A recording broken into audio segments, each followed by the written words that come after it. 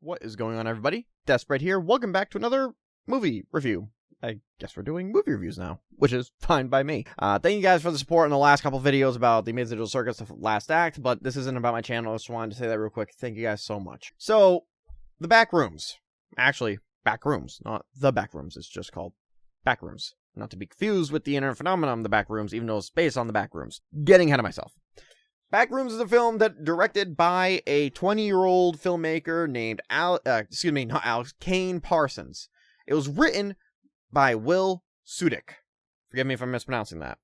This film is extremely unique to me because it's, first of all, a horror film, and I hate horror. I came into this with the idea of I'm going to have an open mind. I'm going to allow myself to kind of let my guard down a little bit. It's okay if I jump at the jump scares. I don't care what people think of me around me. I'm not a horror person. I'm not a jump scare person. I have very weak nerves, and I am happy to admit that. It is what it is. So I came into this movie already telling myself I'm not going to let that impact the way I look at this film. I'm here for a story, and I'm here for a fun time, a fun ride on the film. What I got was more of a show and tell than a story time. So, not to put the horse in front of the carriage, the overall idea of this film that I walked away with, spoilers by the way, you've been warned, I'm going to say it one more time, spoilers. The overall idea that I walked away with this film is the visuals, the score, and the sound effects were absolutely, positively phenomenal. I have not enjoyed the sound effects, the audio of a film like this in a very long time, and I cannot tip my hat enough to that. That was absolutely stunning. It was an amazing job, and the visuals were awesome.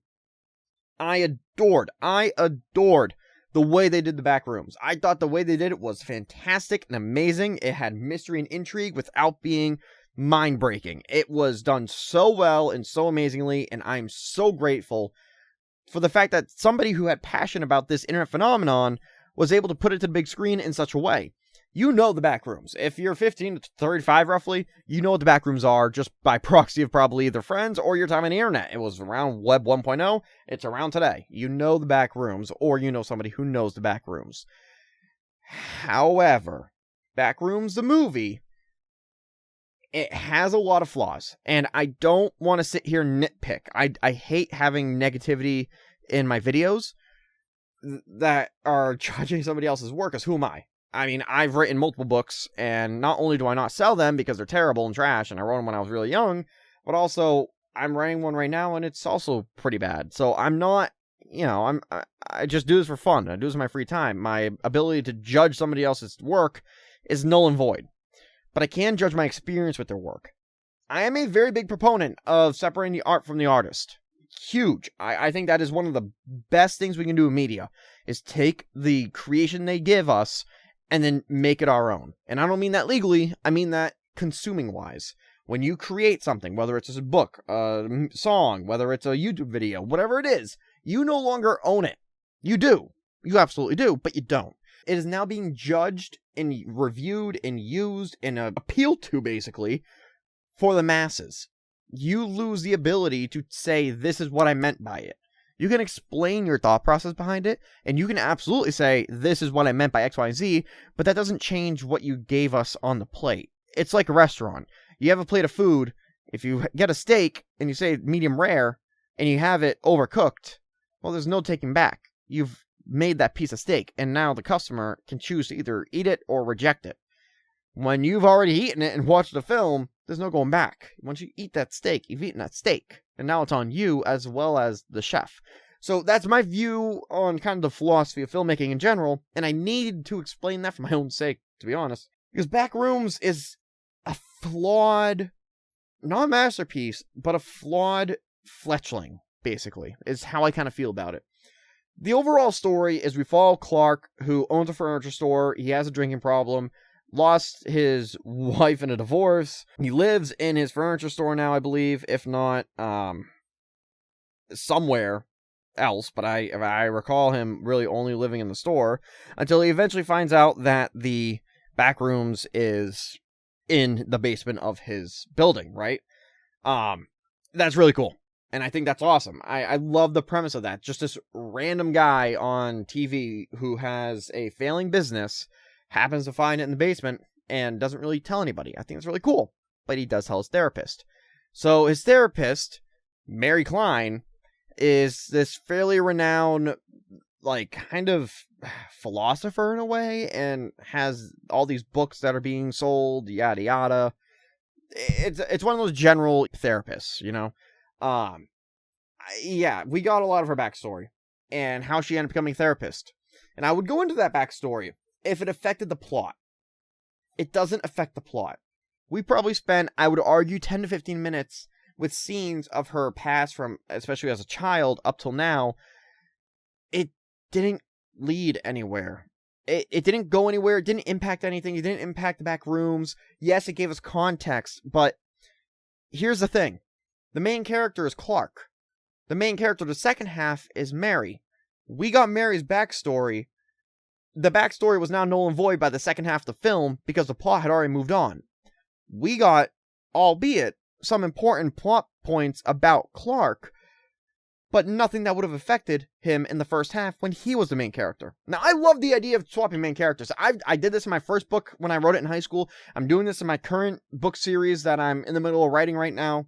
I love the idea of swapping POVs. I think that's one of the most unique things that a story can do, simply because you get the same story from different perspectives, and having those different perspectives changes the story without changing the substance. It's a really cool way to change how your audience views your work. I think that's one of the best things that this movie could have done, and I'm so glad it did it. But the route of getting there really just bothered me in a few ways. So, again, as I stated, the backstory for the therapist, Mary Klein, we didn't need Mary's backstory. We really didn't, at least not to the extent that it gave us. Glad we had it, but we didn't really need it. Clark, we got very little backstory of his outside of therapy. Yes, we learn about him and his ex, and everything with the house, and what went down when he came home that night when she finally left, but that didn't affect his decision-making in the back rooms. And that's what kills me. We have these characters that are built up with these interesting histories, and these interesting kind of just way they became who they are, but it doesn't explain anything. Yes, Mary became a therapist, and that's what led her to meeting Clark, and by meeting Clark, she went into the back rooms, and going into the back rooms led to the rest of the story. Absolutely, I'll give you that. But we could have had all that without a backstory for Mary. The backstory could have affected the plot, but it didn't. And that's what feels like, I hate to say it, wasted time. But whatever, it is what it is. I would still rather have too much story than not enough story, right? Clark did not have enough story. And this is what I mean. And I haven't, for the record, watched anybody's videos or read anything about their opinions. I want this to be strictly my views on the movie from one watch of the film. Clark is not a good person. I have heard from some of my friends that it's like the moment that you see him at the end sitting at the table, that's him going insane because of back rooms. It's not how I took it. If that's how I was supposed to take it, I clearly missed one or two very important plot points. The way I took it was he didn't have to hold back the inhibitions anymore in his mind. Clark's true character comes out in the back rooms, not because he's isolated or lonely or going insane, because that's who he really is. He's been holding back. He's been going to therapy trying to work on himself. When he takes away those safety ropes, he becomes this deranged human being because that's who he is. And we see that in the monster. But I'm going to get to the monster. Don't you worry. I will get to that because that's my biggest problem with this film. Anyways, the actual, setting of the back rooms, the best 15 minutes of the film, the best 10 or 15 minutes was where there was ironically almost no dialogue. And it was just Clark discovering it for the first time. That was some of the most well-shot film I have seen in so long. It was the epitome of show, don't tell. You see everything wrong with the back rooms in such a small space of the back rooms without pushing it in your face nonstop. It was so well done, and I wish it stayed like that. I really do. Some of the shots in this film were also really odd. Mary's backstory was pretty hard cuts most of the time, where it was just random image of a little girl, which was her as a kid, or her caretaker. I don't know who that was supposed to be. Probably supposed to be obvious to the audience, and that's not a critique. That's just me saying I just straight up don't know who that was. And again, I haven't done much research into this because I want this to be my raw opinions. I'm not sure who that was supposed to be, but it was very awkward shots, like film angles. And maybe this is a thing in horror movies. And again, as stated, I'm not a horror guy. I avoid horror movies. So if this is supposed to be like a trope, please let me know in the comments if I'm missing something. But the wide, like, Wes Anderson style film views were just, it was weird. It threw me off because the majority of the movie was a normal, either first person point of view through the old antiquated VHS recorder, basically, or a normal film with normal filming lenses. And then we get this like borderline fishbowl that stays on a character for 10 seconds. It interrupted the flow, and the pacing of this film was very weird, at least for the first 60-75%, I would say. And it's really because of the backstories, but I don't want to keep harping and annoying. So we move on into the back rooms. We get the 2 employees under him. They go missing because they both died in the back rooms. Okay, I like that. That's cool. You know, it shows you how little Clark actually cares about them and that he's willing to put them in harm's way to this extent when he already has an idea that the monster's in there. That was not a bad idea. I thought that was really cool. The idea that you're seeing, again, how he really feels about people, which is he doesn't care. He's selfish. He wants to know more about the back rooms for his own self-gain because it's something that he has control over versus the safety and well-being of his employees. I think that was very well done. I like the idea of that, and that's a good way to show it. And then you see, I forget the girl's name, but you see her head in the fridge at the end of the movie. Why? I don't see how that helps. I suppose to go along with what I was saying, that shows how he really is, his ability to kind of dismantle his own humanity, to step away from reality. But it just felt out of place. Very out of place. But okay, it's a horror movie, I guess that's supposed to happen. If it's supposed to be a horror movie with logical reasoning being twisted, why can they eat people? So in the film, he's surviving off the sustenance of people. Like the copy. So the back rooms copies people, but in the way it's described, it like misremembers them at any given instance and then creates a duplicate. And that duplicate is like apparently food, and that's how he survived. But if it can duplicate not just people, but furniture, and it can duplicate entire areas, why can't it just duplicate food? Like an apple with 2 stems, or, you know, a grape that mutated into, like, I don't know, a seed, and the seed is the grape. Like, you can make things creepy without making them bizarre, if that makes sense. We're already in the uncanny valley. Why are we taking people and making them into food? That made no sense to me. Because again, we never see food in the back rooms. Why is that? Why is it that we see a futon, but we don't see a piece of bread? I don't get that. We see a fridge. Clearly has the ability to go into homes. If there's a fridge, why isn't there sustenance or water or stuff like that? Heck, you could have even had this cool like thing where it misremembers water. Instead of being H2O, it's 2HO. Like, that would have been cool. Like, there's a lot of things they could have done, but they just didn't. And I question the logical reasoning behind it, but okay, that's fine. Again, it's nitpicking, right? Like, okay, it's a horror movie, it's supposed to be creepy, whatever, they're eating the people, whatever. It's random, it's weird, it's odd, but okay, I'll look past it. The whole movie, you have the monster, and one of the best aspects of the film was, again, show, don't tell, but for the monster, it was the opposite. Tell, don't show. There's a monster, it can hear you, you're too loud, quiet down, you know, don't be in the open, don't be in the light. Like, you're telling us what the monster is without showing us what it is, and that keeps us tense. The story is helped by show, don't tell. The actual physical parts of the story, since you're in a visual medium, are better by tell, don't show. You're doing it right. Why is it Clark? I honestly, this is something that I don't understand. Why is the monster the misremembered version of Clark? That makes zero sense to me, based solely on the fact that of all 7 billion people in the world, it chose Clark to make the monster of the film that we've been watching. So, you're telling me this random guy who owns a random furniture store, who just so happened to have the back rooms in his basement, which already, like, okay, we're following that, that's the cause of the story, is also the big baddie that he's been hiding from in the first half of the film? Does that not sound a little, I don't know, illiterate? And I don't mean to be rude, I really don't, but it could have been anything. It could have been anything. Seriously. It could have been Spindly Monster. It could have been Siren Head. It could have been something that was like like the amalgam from COD Zombies, like this amalgamation of all these different people that it's trying to remember, but it can't. And those people's stomachs create the hunger, and that's why it eats people. Like, there are other ways you could have done this, but you're telling me the one person that entered the back rooms is the monster. That is, by and large, my biggest problem with this film, and it's kind of emblematic of the writing of this film. It's all very convenient. It's very convenient that the entire area is the same area of the furniture store.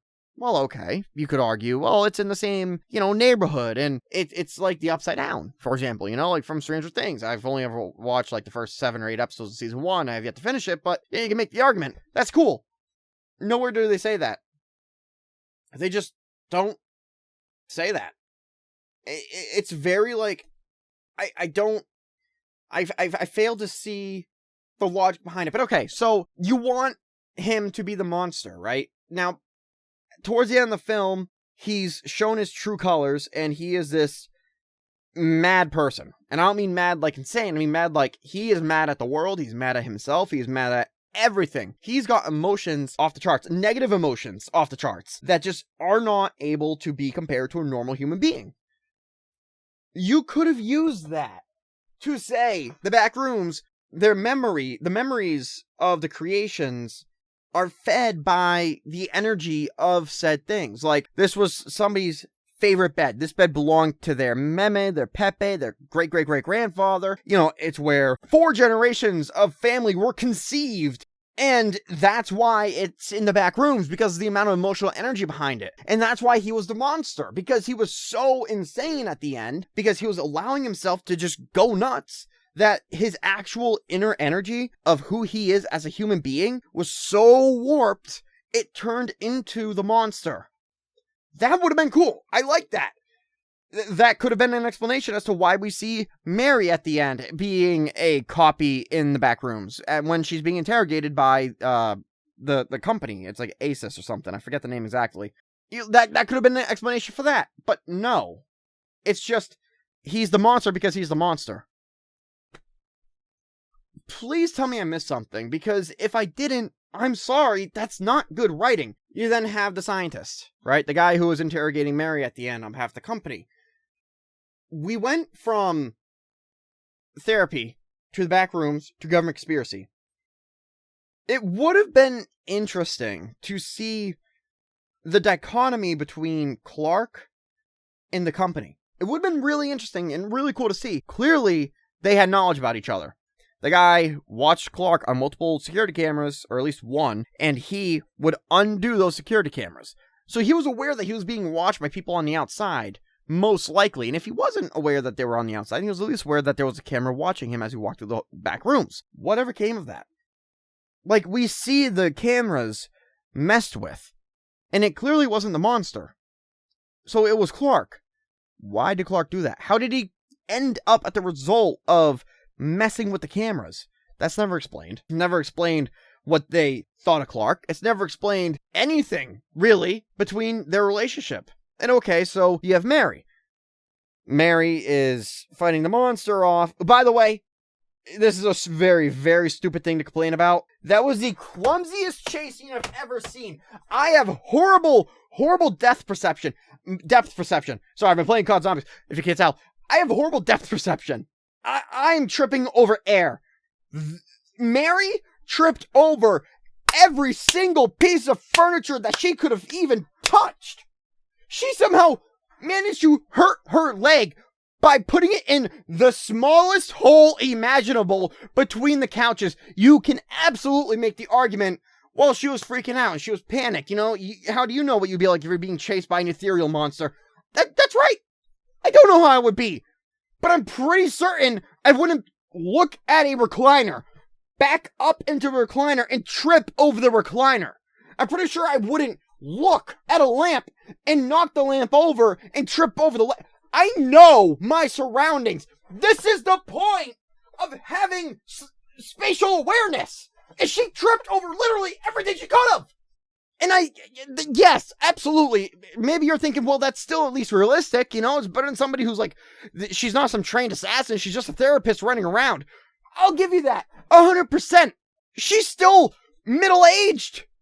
She should know how to walk. She should know how to run. I'm just saying, it was so difficult to watch. Every time she turned around, she would look at something, turn back around, and trip over the thing she just looked at. Oh my gosh. That was tough to get through. That was tough to get through. It really was. And it was a long chase scene too. That's the thing. It was a very long chase scene. It went through probably like 4 or 5 different sets. And that's okay. You can have a long chase scene. But it has to be enjoyable. And it's not enjoyable to watch somebody trip over 14 different items when they're on top of the item. She's on the couch. If she hurts herself on the couch, she's on. How? How did she do that?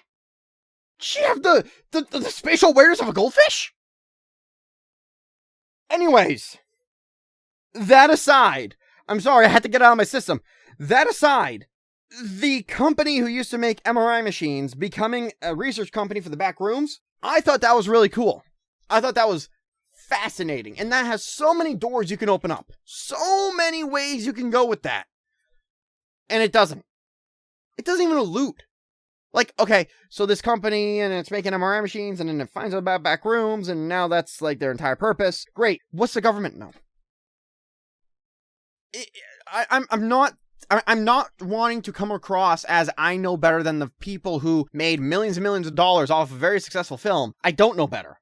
But I do feel like they missed the cue on multiple things. They could have even, if they really wanted, shown at the end of the movie, because in the very beginning of the movie, we see Mary's house, right? We see Mary's house, and it's being demolished and everything else. It's now kind of like this demolished plot of land with nothing there, right? It would have been neat, and I actually fully expected, personally, I'm not going to lie, I expected a van with blacked out windows to pull up to the house and have just a guy in a suit and tie with sunglasses walk out like Men in Black. That would have been fascinating, because what that would have done is shown you the government is in on the conspiracy about the Backrooms, and they know Mary is now involved because they're using the company as a front to get to people. That would have been really fascinating. And I'm not saying that's the only thing you could have done. You could have done the government. You could have done, say there was another secret agency that was kind of controlling them. And all of these things could definitely be saved for a second movie. But as it stands right now, it's another tack in the corkboard of wasted potential. And that's this entire movie.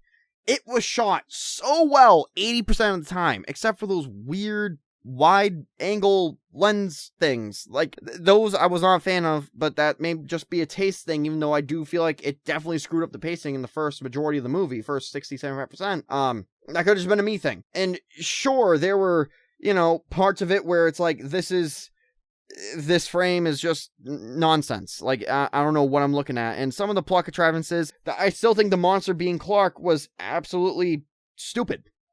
I still just don't understand how that worked. And if these are all things that are explained out of universe, you shouldn't expect your customers to do homework.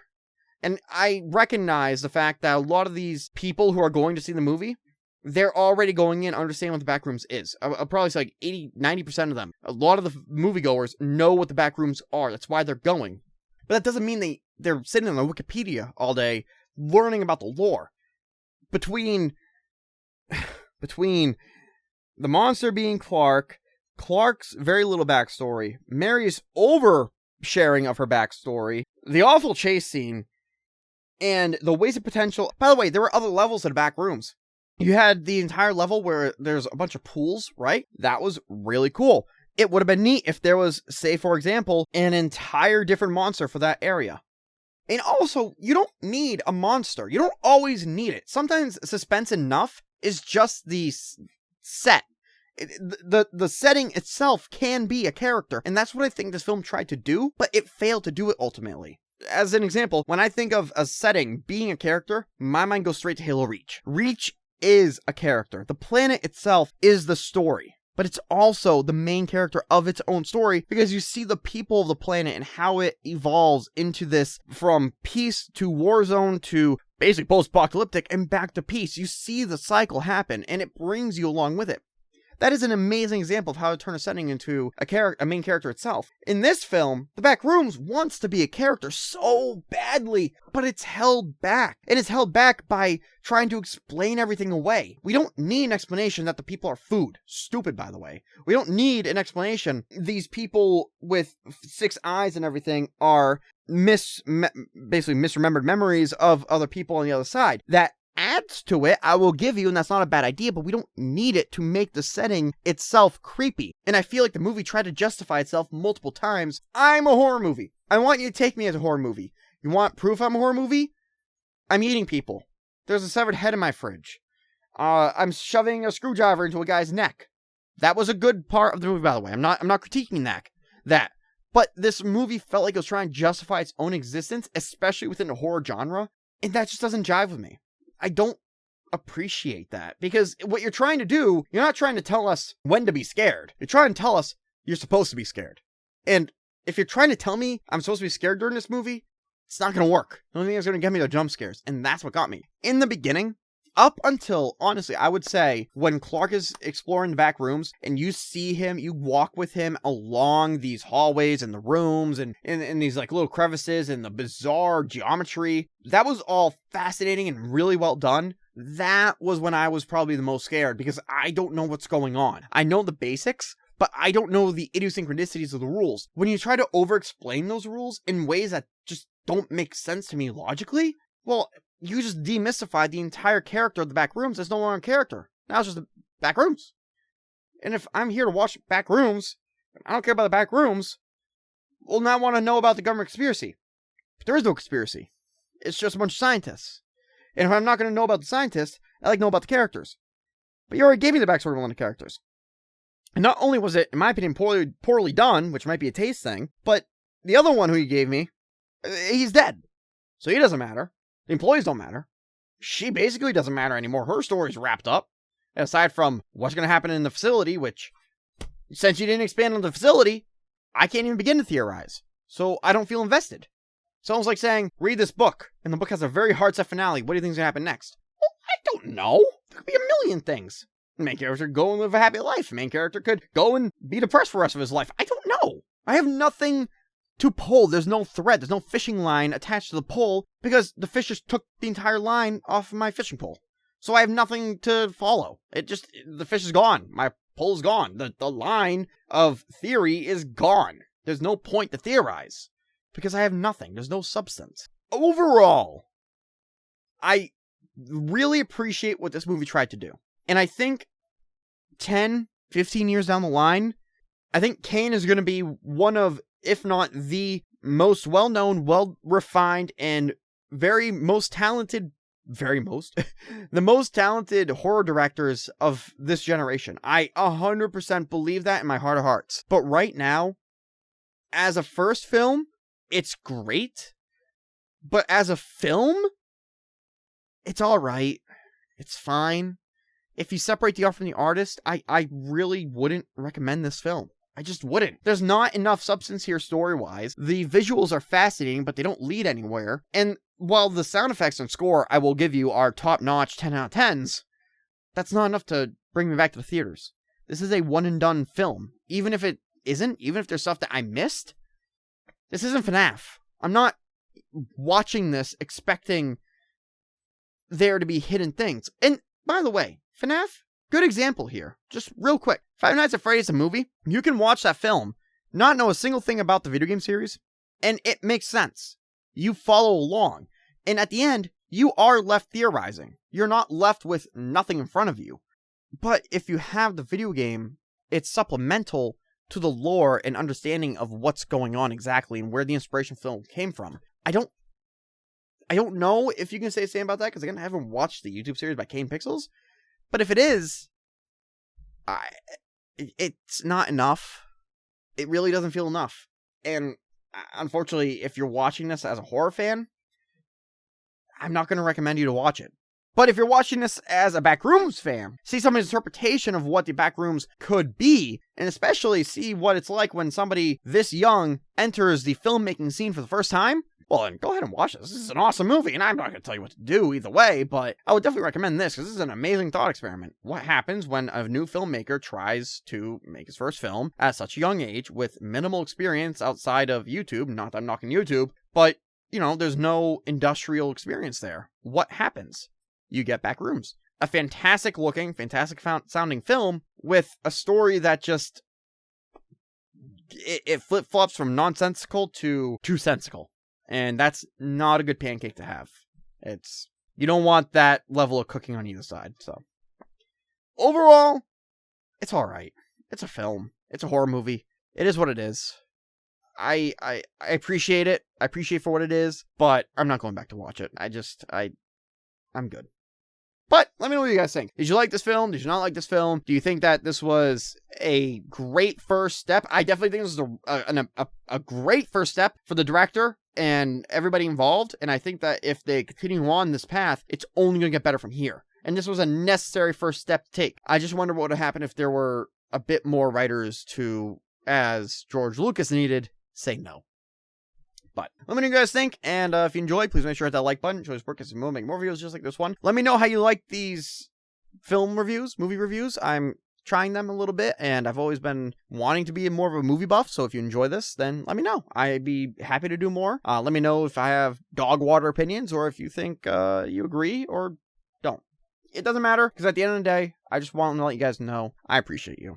I really do from my heart of hearts. I appreciate you listening to me for the last half hour talking about a internet-themed movie, and I appreciate you guys spending this time with me. So if you're interested in becoming a member, we do have 3 different tiers, each at $2, $7, $15 respectively. At each tier, you get 24-hour advanced watch time on all these videos.